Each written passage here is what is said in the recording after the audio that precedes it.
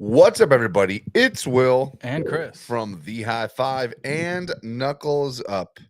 And it's a sad day, Chris. It's a sad day Oh because boy. we are getting whooped. I mean, bent over and we're taking it, baby. Because the United States of America, North America, that is just getting mollywopped around the world. And I do not know why. Well, actually, I do. And I think, Chris, I think you know why as well. Yeah, and I think a lot of this, just to kind of Don't be nice. to give some context, is I think the way that super matches have been promoted in recent years, right? Yep. Has, and I think even when I first started as well, a lot of it is okay. Um, you know, uh, quote unquote East versus West, or like Europe versus America, or North America, right? Mm-hmm. And it's always that comparison of like how we do versus like the two major quote unquote like arm wrestling world powers, Sure. right? And I think what we've seen in recent years is that, obviously the number one in the world right now is a guy that's not from North America. He's from Mm-hmm. Georgia, right? So what is it that they're doing differently than what we're doing here? Well, You know? obviously, it's all the anabolic chicken, Chris. That's what it is, That and the rice, right? anabolic It's rice. the You're right. rice, the anabolic rice, anabolic chicken. I mean, it has nothing to do with their training at all. Obviously, Chris, Yeah, it's just the drugs. and I think a lot of the people's scapegoat here in North America, and which is very like what they call it, it's a valid point, Yeah. is starting the sport at such an early age, Yep. right? Yep. Like they started there because it's integrated into their school systems, into like it's literally a class you can take in gym. Yep. Which I'm so jealous of. So having, how many years of experience just off the rip, where here the median age to get started is like in your 20s or 30s, Yep. Well, I mean, I guess the way we could put it is y'all are fucking up. I mean, And you guys need to do better. No, but in all seriousness, the reason why Chris and I wanted to put this video together, and sorry for the clickbait title, but I hope it grabbed your attention. The point is all right, we know why us at the High Five are doing well. Why isn't it that every single team across the United States and North America is leveling up at the rate I would say that our team is, and that people within our close circle are? And putting all the jokes aside, it has nothing to do with anything special that they're doing. We're just really becoming regimented, and we are putting work in at our practices. But the whole point of this podcast today is to what is setting the rest of the world, the Eastern Europeans, apart from North America, right? Why are they always holding the championships? And as Chris had alluded to a few minutes ago, not is it just not that they start earlier, but what we really want to dive into today is their training methodologies, why they develop so much better, why their technique is so much better, and it seems as though they are doing different things than we are. Now, we do have some North Americans, for example, Todd Hutchins, who now is obviously world champion. And because he takes a very scientific and methodical approach to his training, right, versus just showing up to practices and, pulling on the table for a few hours and, oh, I'm sore now, I got a good workout in. That's not what that means. Also, shout out to the master himself. Slav is in the chat on YouTube. What's happening, Slav? The 8-foot wonder of the world. That is where he is right there. The guy is just amazing. But Chris, wow, that's awesome. let's see here. What do we have? Something from Billy Collins Arm Wrestling, our friend out there in Ohio that also hosted an Arnold qualifier. Hopefully we see you there at That's the Arnold. right. That's right. So he is starting a new kids arm wrestling club alongside the East Liverpool Youth Academy in 2025. That is an awesome thing to start the new year. And I think that's like, again, we're not saying there's no good arm wrestlers in North America, horrible, right? We suck, Chris. Think about it, right? Like we also have the most prolific names in the sport, right? From the John Brzezinks, the Devin Larretts, the Michael Todds, the Marcios. All those people are in North America. So there's definitely the outliers, right, that can compete on that high level. I think what we're trying to get at is, and honestly, a lot of our viewers are from all over the world and all over the country. So we'd love to hear you guys kind of comment and see, like, what are you doing in your training that you think could help bridge that gap between us and those in the it's as a whole, right? We're talking about larger span of things. Why is it that at every level of arm wrestling, it seems, overseas, that they're just further developed and further ahead of us, right? Mm-hmm, mm-hmm. I think, like we just said a moment ago, they start younger. But Chris, I want you to give the people at home just what was your first experience in terms of like actually getting into arm wrestling? Like, did you join a team and then within the next 6 months we're doing arm wrestling specific training, diet, calisthenics, programming, all that type of stuff? Or how did it first start off for you? Yeah, I think it's similar to what I've heard a lot of other athletes that have gone into the sport is you kind of have like a base sport that you were doing prior to arm wrestling. So like Sure. for me, I did like cross country and I did wrestling. And it was just kind of I needed to scratch that itch, right? And ultimately it was like, all right, I was in college and I had actually no, getting out of high school into college, and a friend was like, oh, arm wrestling's a real thing, and I was like, oh man, like I got it, like whoever we could find to pull at like college, we would try to find any flat surface, right? And then from there, it was like, okay, like you had mentioned, finding a team. We found the local team, Beast Mode, over here in New Jersey. It was mainly actually through Marcio Barboza, which is kind of crazy in Yeah, terms that's of like wild. finding like one of the best in the sport to ever do it. And from there, it was really trial by fire. There wasn't really a set kind of approach to practice. I realized it was like, all right, you had, and it carried over from wrestling as well. Like I was always a bigger kid, not height, but like weight, unfortunately. So I would try to wrestle the biggest dudes even as I lost weight. So I'd be like the 150-pound dude trying to wrestle with like the super heavyweights, Sure, sure, because sure. I figured it just got me stronger. So it carried over to arm wrestling. So Oh, yeah, Jody Williams, Chocolate Thunder, is in the chat. Also, Chris, I had to pause you there. yeah. Stanmall 1989 noticed the Virginia Arm Wrestling League shirt. Oh yes, Yeah, shout out to Virginia Arm Wrestling yes. League. Thank you to Dan and Josh for sending this over and hosting another Arnold qualifier there. They had two actually, Yep, yep. and those are coming in by the day. So guys, sign up while time still lasts. Absolutely awesome. We actually have a comment here from Greg. So he's actually saying North America is actually pretty good when comparing to the top countries in Eastern Europe. It would seem like it's a little underwhelming, but that's a good point, and that's kind of what we're trying to do with Knuckles Up, right? We've realized that in terms of the market, in terms of what people are getting exposed to, it might seem like arm wrestling only exists in America, Canada, and Georgia and Yeah, yeah, Kazakhstan, yeah, but it actually does, to Greg's credit, in Asia, South America, obviously there's tons of Brazilians. We've even gotten some people from Africa, and a lot of those people are already going to the Arnold. yep, So, yep. yeah, that's where I think I want to hear from you guys in the comments. Like, there's other approaches other than Europeans that, I think we could learn from as well. Yeah, 100%. And, and just to speak on how I got into the sport, obviously, I was a fan of it growing up, watched Pulling John, all that type of stuff. And as Chris had mentioned, so my background was through in high school, I did track and field. I threw shot put. I played soccer as a kid growing up. But as I got out of high school, I got really into powerlifting and got really big into that and strongman. So now about 2.5, 3 years ago. I was approached by someone about trying arm wrestling, and I had already known about it, so I joined the team. And as Chris can attest to, you, like within the first 6 months, I was like, because of my background, I was like, guys, this is my training program. This is what I'm going to do, and I excelled very, very quickly. So once again, to get back to the title of this video, North America sucks at arm wrestling. It's not that we suck at arm wrestling; it's that we suck at taking it seriously. And I don't mean that. I'm not trying to come in anybody in terms of your emotion attached to it, or if you love the sport. Look, we all love the sport, right? But what we have noticed now, especially having met all of these incredible athletes around the world, and I know Robbie Russell is in the chat. He also just brought up the Bulgarians. They're a perfect example, right? These guys take it to a whole nother level. I was talking with Jordan Sanev. He's training 3 times a day, getting up, doing some calisthenic type work, doing some gym training. And then at the end of the day, he's having his pulling sessions, right? So what they're doing is they're really honing in their focus specifically off of the table, right? And then the table work that they do is so specific to their next competitor, to developing their weaknesses. It's not just come to a practice and pull with everybody for a little while until you're really tired, right? For example, I know Jordan, right? Jordan, incredible hooker, right? He's going to be pulling on knuckles of 5 against Farid Usmanov, right?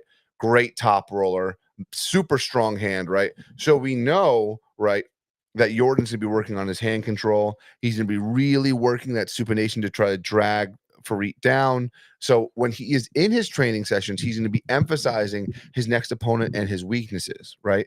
So the reason why we're also bringing this up is, we're going to be opening our new training facility in about a month and a half. So Chris was like, Will, I want to implement something I saw that was, really eye-catching to him from the Kazakh team, right? So Chris, let the people know, after watching that little mini documentary, what what they do in Kazakhstan that really separates themselves from what we do here in North America. Yeah, so one thing that really stuck out to me, and it really drew from exactly what you were just saying, right? When I used to wrestle, we would go out for a run before we'd even get onto the mat. We would be sweating before we even started wrestling, right? And Yep. before we did our drills. So seeing them train like an actual, like essentially like an Olympic team, they Yeah. would go out, they'd run essentially like a quarter mile, like on a track that they had outside of their huge training facility. They did sprints. They would start doing calisthenics outside, climbing rope, and then they came inside to start doing arm wrestling specific lifts. And I realized, like, why aren't we doing it? And there's no reason why we can't. Like, and by all means, right? Like, I'm not saying we have to be a carbon copy of what they do over there. I No. think it's like we try it, see what we like, see what we think works, and then we kind of modify it to what we feel we can make improvements on. Yeah, 100%. I remember watching that same documentary, and it really was incredible because it was men, women of all ages, of all sizes, but they were all doing the same thing. Guys, we had a bunch of our team members who are also, some of them are in the chat right now, come check out, the bare bones of the new facility. And we said, guys, there's a perfect like half-mile block around where our new facility is.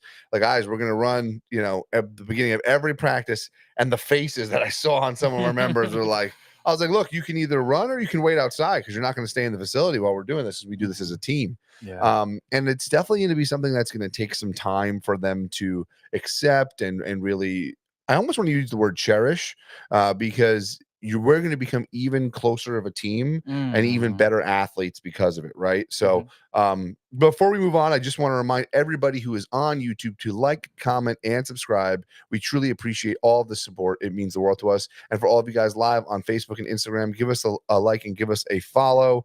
We'd really appreciate you guys helping out with that algorithm. But I think for the second part of this podcast, Chris, I really want to dive into the training, the sets, the reps, the breakouts, because now that you've done it, right, kind of with a little bit of my coaching and how we did it, I want to get your perspective on what worked, what didn't work, and how can we improve, the high five and the North American training style moving forward, right? Yeah, I think a lot of it stems from, actually, I mean, some of the comments on here kind of alluded to it already. It's having essentially an incentive, or like essentially a goal, tournament or competition that you're looking towards. Like, I've realized it's tough, right? Because it's a combative sport as much as of it being a strength sport. So you're trying to prepare for a person or a tournament, and you say, all right, if there's like a 3-4 month block or whatever leading up, or whatever weeks you have leading up to this tournament, how can we structure our training specifically for that? Yeah. Because you can't go hard. Even if you're preparing for, like, what, you're powerlifting, right? You wouldn't try to hit PRs until the week before, right? No, of course. It's all a lead up to it. Yeah. Exactly. So what I've come to realize, at least for our team, what's worked really well is, depending on the time frame, it'll vary, but it's like in the beginning we do hit really heavy for like 1 rep maxes, you know what I mean, and try to build that overall base strength. Then we go into endurance, and we'll say, all right, now we know what our like PR is for whatever lifts. Now we'll do that for extended period of time. Maybe we'll, instead of doing 1 rep, we're going now to like our 8 to 12, right? Try to build that so we can sustain that level of strength and we're not gassed after just one hit. And then from there, to make sure you don't blow yourself out on the table because your joints need time to heal, we're saying, all right, as we get close to the actual competition, let's dial it back and only do speed and recovery work. Yeah. You know what I mean? To kind of get as much blood flow into your joints. Yeah. So I'm going to break that out for you guys a little bit even more. So let's take, for example, we have a 12-week training block, right? So we have 3 months to train for, let's say, Winter Blast, right? Which is, I think, a little over 3 months away, right? Or I think so. Yeah. just Something. right around there, right? Mhm. So you have 12 weeks, right? So what Chris is getting at is for our first 4-week phase, right, is going to be our hypertrophy phase, right? So what we really want to focus on there is in terms of the gym, right? We're trying to do higher volume sets of 10 to 12 reps, right? We're going to be working on overall strengths, right? So we'll have an upper body day where we're doing some form of presses, obviously, chest and shoulders, something like that, right? Triceps, right? We want those elbows to be healthy. Then we're also going to have a pull day, right? On our pull day, we will do lots of back movements, rows. We'll even throw in deadlifts sometimes, barbell rows, single handed rows. For once again, 10 to 12 rep range. We're really trying to burn out those muscles and really get blood flow into the area. On that pulling day is where we'll also throw in some basic bicep work, right? Really like bodybuilder style training. So, in terms of our splits, normally we're broken up into 4 or 5 days in the gym, like training days. So we have our push day where we have our shoulders and we have our chest and triceps. That's all in push. We have our pull day, which is back biceps. Then we have our, which is very important still, we should still have some form of a lower body day, whether it's calisthenics, running. I do obviously, because I'm a super heavyweight, prefer to train legs. I think is very important. And lastly is our arm wrestling specific day in the gym, right? So that's our 4th day. The 5th day would be our specific table training day, right? So then obviously on that the 4th day, our arm wrestling specific day, right? We're going to be working our pronation, our supination, our cupping, our rise, and probably some form of a grip training at the same time. Now, for that, we use the same rep ranges that we were doing in the normal beginning of the hypertrophy phase, so 10 to 12 reps. So there's your first 4 weeks, right? Now we want to log it. Obviously, we want to have it written down. Excel is incredible for that. Using an Excel sheet is great. Your next 4 weeks, right? Your next 4 weeks is your strength phase. So now we're going from that 10 to 12 rep range to the 4 to 8 rep range, right? So at the beginning of our strength phase, so the first 2 weeks, we're trying to hit sets of 8s, sets of 6s. And for the last weeks, 2 weeks, we're going to be hitting sets of 4 to 5 reps, right? We're really increasing the weight and the intensity and really trying to maximize the amount of weight. Now, same split for the rest of the week, but what I want to mention that Chris had said is we're not actually doing a 1 rep max during this training. We test that at the beginning of the 12 weeks. So at the end, after a competition, we can test it again and see how it went. So that's our next 4 weeks is our strength phase. Then the last 4 weeks are actually the most important part of our 12-week training cycle. During the last 4 weeks of our 12-week training cycle is we're working on our explosiveness, our speed, and our agility. We're also, as Chris had mentioned, working on recovery. So we will be doing not singles as in maximal effort, but we will be doing more explosive repetitions. So sets of 3, but we're moving through them and excelling through the movements, whether it's arm wrestling specific or it's a bench press or it's a row, because we're really trying to get those nervous system firing. And then what I would also do from a healing perspective is at the end of these workouts for the last 2, possibly 3, I'm sorry, for the first 2, possibly 3 of those 4 weeks is throw in some very high rep sets. So let's say I'm doing a cupping, right? I want to hit a set of 50 to 100 reps with really lightweight. I'm trying to build up my lactic acid threshold and just flush a lot of blood in there to increase healing. Really, the last 1 to 2 weeks, you shouldn't be doing much of anything. Especially the last week, you shouldn't be going to the gym and lifting weights. 2 weeks out, we can hit some weights and we can still, like, obviously do a little bit of preparedness. I call muscle preparedness, where we're still moving, accelerating through. But we want to make sure that when the day of, for example, like we said, Winter Blast comes, we don't have any soreness in the joints or anything like that. If you guys are ever looking for something written down or something a little bit more specific in terms of that training style and how we do things, please shoot us a DM. We can definitely get you on our coaching program and figure out how we can get you guys better. But I know that was a super long-winded answer. No worries. I was gonna But say. maybe a good segue to catch up on the comments. Yes, we will catch up with the comments, but just to wrap that up, if you're having a 12-week training phase for Winter Blast, your first 4 weeks, you're going to work on hypertrophy, which is just getting bigger, right, and getting stronger at the same time. Your next 4 weeks, you're going to work on your strength phase, so we're lowering the repetitions, and then the last 4 weeks, we're going to work on our explosiveness, so we're going to be really quick through our movements, and then that last week we rest and we compete. So it should be a good time for you guys. So Chris, let's hit up these comments because these people are chitty chatting away. Yeah, so real quick, thank you, Jody, for the reminder. Yes, Knuckles Up 5 is just around the corner. So don't forget there is by I want to say just another 2 days left, 3 days left for that buy one get one. So yeah, you can kind of give the gift of arm wrestling and kind of help spread the sport that way. And yes, Dan, I appreciate it. Yes, awesome shirt. Still wear it time to time, represent. But yes, good question, Downwardo. So in terms of getting on a Knuckles Up card, as we were talking about before, in terms of Arnold qualifiers and the Arnold Classic itself, that is essentially our farming system, right?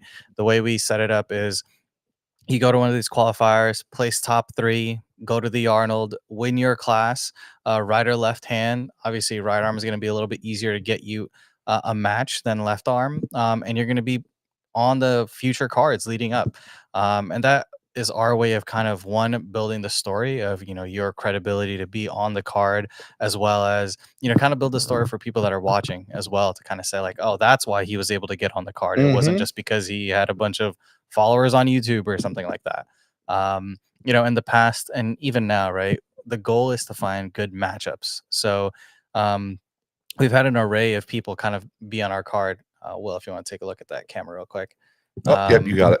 Yeah, I think that's kind of, the basis that we've been looking at it, because it is difficult sometimes to get a hold of those, top athletes, in the sport because of, various reasons.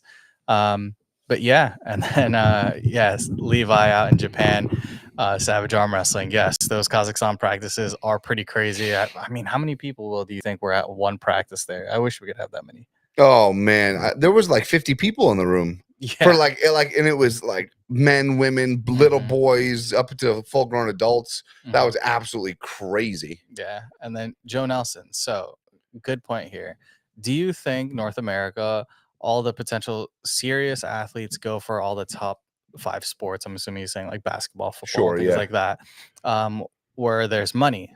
Arm wrestling is always more of a niche sport, fringe sport in North America, no incentive. What do you think about that, Will? Yeah, honestly, I don't disagree. I know we had Jeremy the Tank, our boy there, said a similar message on Instagram, which is that there needs to be more money and sponsorship in the sport. And I don't disagree.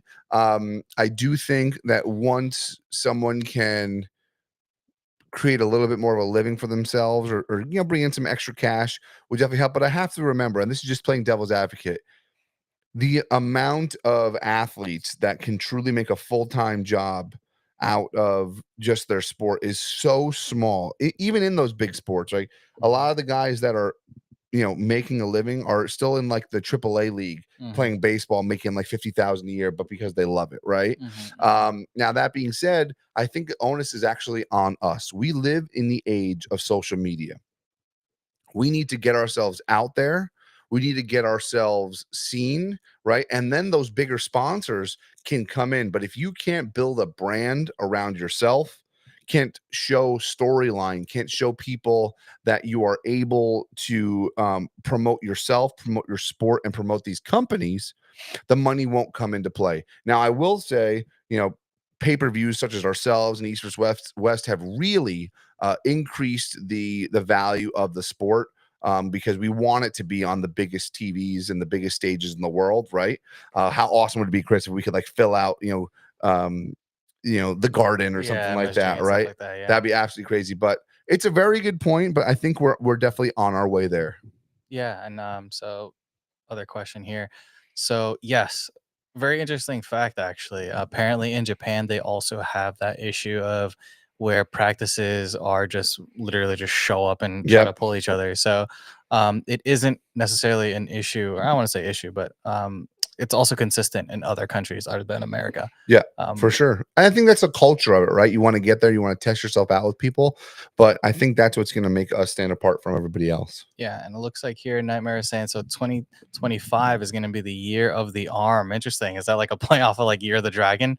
I got something very similar going on in New York, trying Oh, very some cool. different things. Oh, we heard including some about that with Pull Heavy. I think that'll be, is that the yeah, one, it's right? like yeah, I think it's Can't remember the like name of it, in but the that's awesome. the cut or something like that. Yeah, it's is gonna be there cool. they have like a whole gym or something.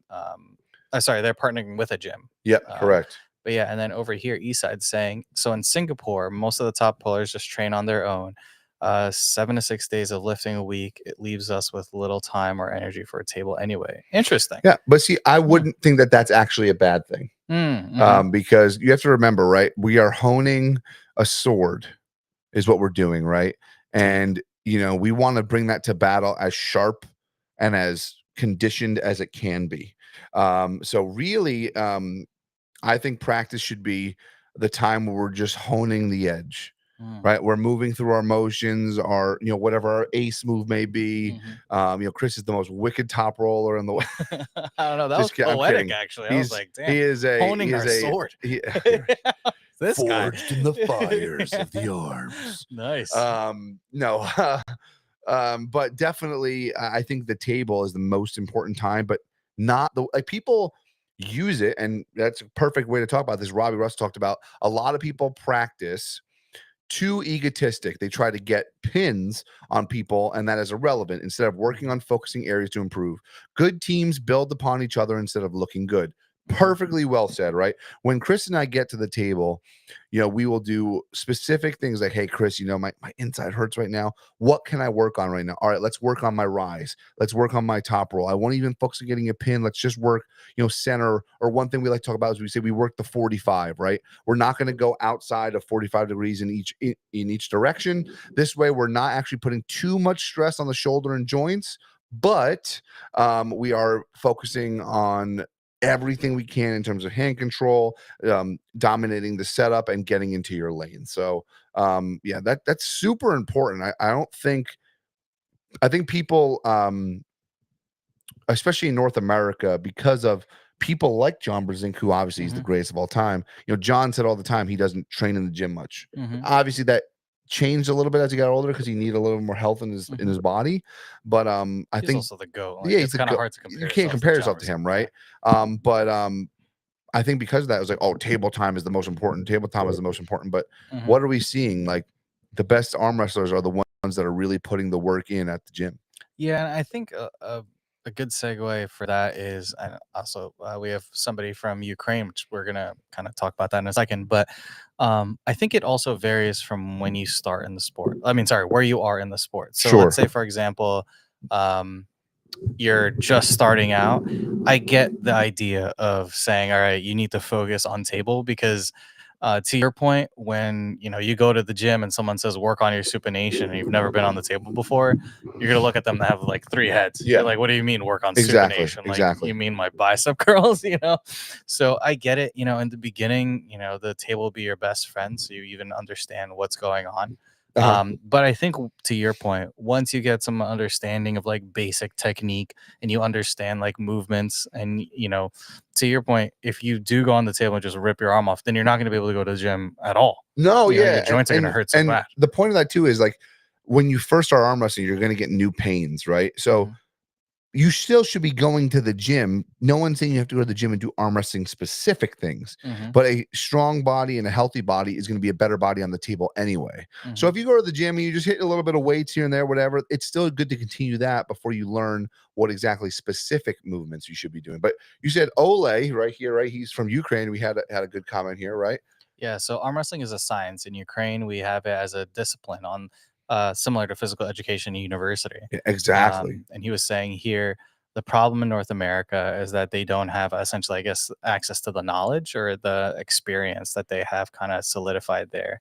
And then here he's saying, he's talking about periodization of the training. So there's different forms of periodization. That's kind of actually what I talked about a little bit earlier in terms of a 12-week program. And it's a perfect way to say you can't be strong the whole time because you have a competitive cycle, pre-competitive recovery, and lots more. And what he's talking about is basically just standard periodization, but there are so many guys. I mean, you have undulating, non-undulating periodization. You have the cube method. You have the West Side method. There's so many methods. You have the Russian method of training. But I do believe that overall, as long as we start taking more of a scientific approach, we'll get a lot better. Yeah, and we have actually just catching up. Sorry, we're so many comments in here, which is awesome.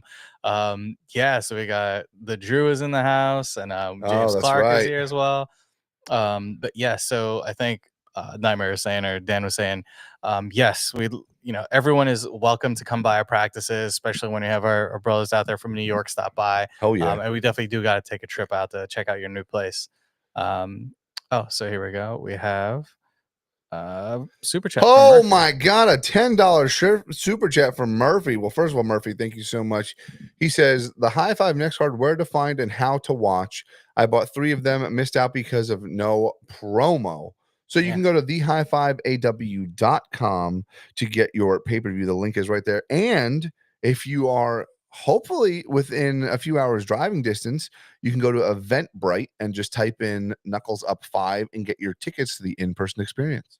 Yeah, and our promo is ramping up. We're about, like Jody was saying earlier, about a month away. So keep an eye out. There's going to be some awesome videos and kind of lead up for all these matches. I know a lot of it is, we're bringing in newer faces to the sport. And, a lot of people are kind of like, why is that match happening? And we can give great explanations to that. For example, Merlene is going to be pulling a previous world champion, Yoshiko Arakawa from Japan, bringing more exposure to not only women's arm wrestling, but arm wrestling around the world. Yeah, 100%. It's going to be absolutely incredible card. And yeah, so we have another comment here. Oh, Jesse, what's up, brother?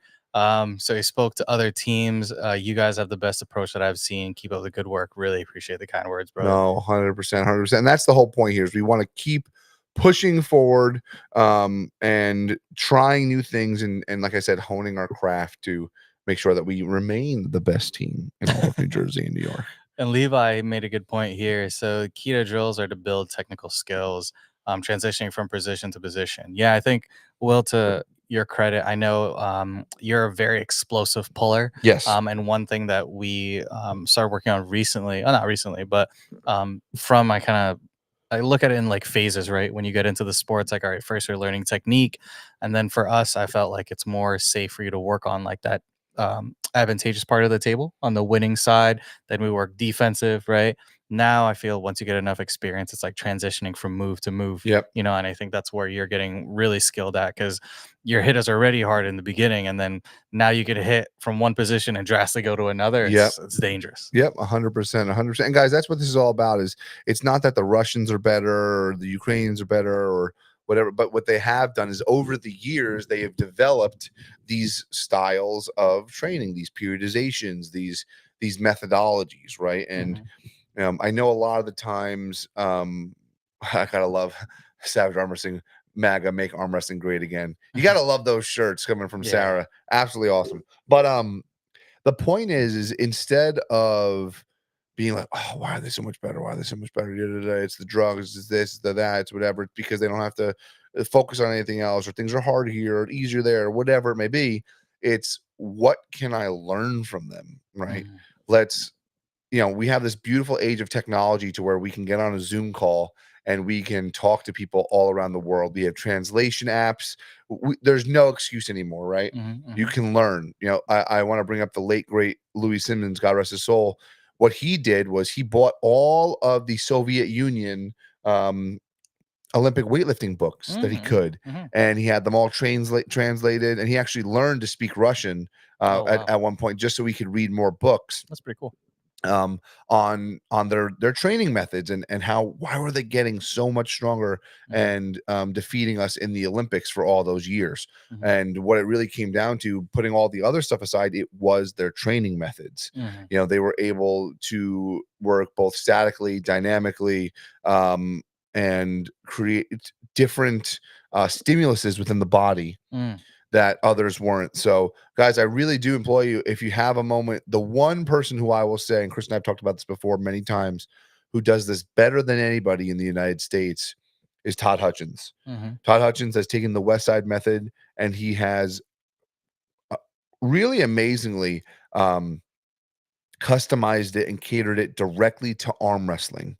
There's a lot of movements that he does, which really increase joint stability, which really increase the conditioning of the arm. Like, Chris, how many arm wrestlers do you know can pull no wrist, fully pronated, all side pressure in a break arm position and not get injured? Yeah, it's a good point. And actually, you also made another good point, right? Like using the resources of technology that we have now, right? Like you'd be surprised. I know a lot of people that are in the sport don't realize how accessible the top athletes are in the Yeah. sport. Like, Send them a message. yeah, literally, like a lot of them have their own like training regimens that they're like trying to advertise and will have Sell one-on-one or may training even with you. give for you. Yeah, exactly. Like, from my understanding, I know Lachlan has one, Ryan Bowen has one. I think Daniel Prokopchik does one as well. And we're talking about like some of the best athletes in the world, right? So, You can't hit up Derek Jeter and say, make me a better baseball player. yeah, exactly. It's kind of you won't obscene. even Yeah, reach them. exactly. Drew had a good point here. So he's saying in this last year, it's easier to miss an arm wrestling event due to some of it. Oh, so much going on. It could be overwhelming at times, seems too much in certain regions, oversaturation.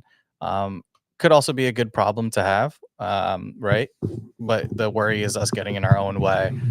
Yeah, it's a good point, right? I think to Will's point earlier, in terms of technology and the onus is on us to help spread the sport. The goal, right, is to not be in each other's way and essentially like step on each other's toes when it comes to promoting events. But I think part of that, right, is well, I remember a time where trying to find a tournament, the only ones you could go to were like local ones in your bar, like local ones at the bar. Now, like getting access to like national tournaments is like a common thing, which is really cool, So, I think Drew, like you said, it's a good problem to have. I think as long as we kind of get on the same page and not essentially like step on each other's toes, we'll be fine. Guys, sorry about, we're just having a little bit of a technical issue here. We'll get this camera back up and running in no time, but perfect time to say thank you guys so much for joining in. Don't forget to like, comment, and subscribe. Make sure you are following us on our Facebook and our Instagram. And of course, do not forget to get your tickets to Knuckles Up 5. January 25th is going to be absolutely incredible. We have a massive card with some of the best athletes around the world. Sorry about that, guys. We are having just one little issue. Oh, and Jeremy did mention before actually the post that you made earlier about the Knuckles being in. So yeah, those did come in. So those awards are pretty sick. So yeah, Jeremy, can't wait for you to come back on the car. That I know things didn't work out this time, but there's always a spot for the tank. But let me see 1 second if I can try to fix this here.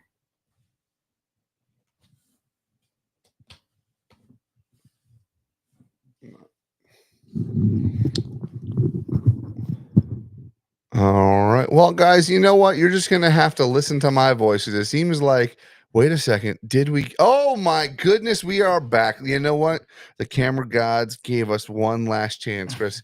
I got to get a new one of these for our new facility, which hopefully we will have actually. That's funny. But yeah, so guys, we're gonna wrap things up in just a minute. We just want to say thank you guys for all of the continued support. It's absolutely incredible. But I think a great way to finish this up is, as Chris was saying a second ago, is you would be so surprised. Like when I got into the sport, I was able to talk to Devin Larrett within like 2 weeks. I sent him an Instagram message saying, hey, blah, blah, blah, blah. I really like what you're doing. Da, da, da. He sent me a quick message back, and I couldn't believe it. It was absolutely incredible. I'll tell you guys a quick story, which I think I may have said here on the podcast before, is when I was first getting into arm wrestling, I was training at an LA Fitness near me. And if you guys remember, there was a video of Marcio Barbosa pulling John Brzenk in a bodega in New York City. Yeah, that's pretty cool. And it was like on the news or whatever. And I saw that, I was like, oh my God, that's crazy. And then all of a sudden, I go to my LA Fitness and I see Marcio Barbosa just walking around. I'm like, what the hell? And I was like, I walk up and I'm like, hey, are you Marcio Barbosa? And he was like, yes, I am. Like, and I was like, oh yeah, I'm a big fan of arm wrestling. And I was like, and he was just like, oh, do you arm wrestle? I was like, no, I always wanted to get into it. and he told me he gave me his phone number. Yeah, that's crazy. And I still had it saved, the same phone number to this day. And he was like, "Oh yeah, we practice." I don't remember where they were practicing at the time, but it was for beast mode. And he was like, "Just come by, practice. You have a good time." Imagine if I had done it then, Chris. Yeah, actually, like that's a good point, right? In terms of Marcia just giving you his phone number, I remember a story that somebody told me about Travis Bajent when they went to one of his tournaments when he was hosting with Paul Italia. Yeah. And one guy kind of had that same reaction, like, do you mind if I take a photo with you? I'm like a huge fan. He's like, dude, of course you could take a photo. Yeah. In this bar right now, I'm larger than life. When I walk outside of this bar, no one knows who the hell I am. Yeah. You know what I mean? So like, it's great to have people in the sport that are like that understand the reality of like, it's still a fringe sport, it's still pretty niche, right? Yeah. So you gotta like understand that like that 5 minutes of fame for them is like huge. Yeah. And we always hope that arm wrestling can grow as big as MLB, NFL, the UFC, all that type of stuff, Bellator, everything. Where like it's someone who's recognized in every home. Like Conor McGregor walks up to your house, you're gonna know who Conor McGregor is, right? Whether you're a fan of the sport or not. And we'd love for it to get to that level. And it just starts with one handshake at a time and just keep growing the sport. But shout out Ray Romanowski is in the house. Absolutely incredible. Up and coming, not just arm wrestler, but great referee as well. Yep. And then Billy had mentioned here as well, when it comes down to it, the highest level athletes go to where they're paid the most money. I think he's not half right and half wrong. Yeah, and I think it's I think that's for literally the highest level. I think that's a small fraction percentage of the community. Yeah, we're talking about like the top 3 in every weight class type thing. Yeah, exactly. And even then, that's like we're talking about in the world, like not even in the world. Like not even in North America. So which I kind of get, right? It's like these people, like to them it really is their livelihood. If they don't have to ask for that much money, it's like they don't have a side job that they can work. You know what I mean? Yeah. Wow, Billy, I'm offended. Billy wants a photo with you, but he doesn't want one with me. Man, I gotta get back on my diet. Watch out. Wow, Billy. Billy, you're not allowed to come to our next event. I'm just saying. You are still welcome to the Billy Arnold, is so not allowed to the Arnold. And and apparently Levi said he's gonna try to come in person for our next one in August. Yeah, what is that? It's probably gonna be like 7 or something like that by that time. But by all means, if you're gonna be here, I'll try to make it happen, brother. That would be absolutely awesome. Guys, that is it for us here at the High Five. It's Will and Chris, and we are super excited for everything happening coming up. And remember, North America sucks at arm wrestling. No, I'm just kidding. We just need to start taking it a little bit more seriously and start adding those training methodologies that they do on the other side of the pond. So guys, get your pay-per-views. Knuckles Up 5 January 25th is going to be absolutely crazy. Chris, you got anything else for him? No, just thank you again for all the support, guys. I know as we ramp up, you're going to see a lot more footage and stuff coming from our end. So we appreciate all the likes, comments. I forgot one important thing. Yes. Get those goddamn Arnold qualifiers in there, ladies and gentlemen. This arm wrestling event is going to be absolutely massive. So if you are qualified, send in your qualifications and your registrations now. All right. Have a good night, guys. Have a good night, guys.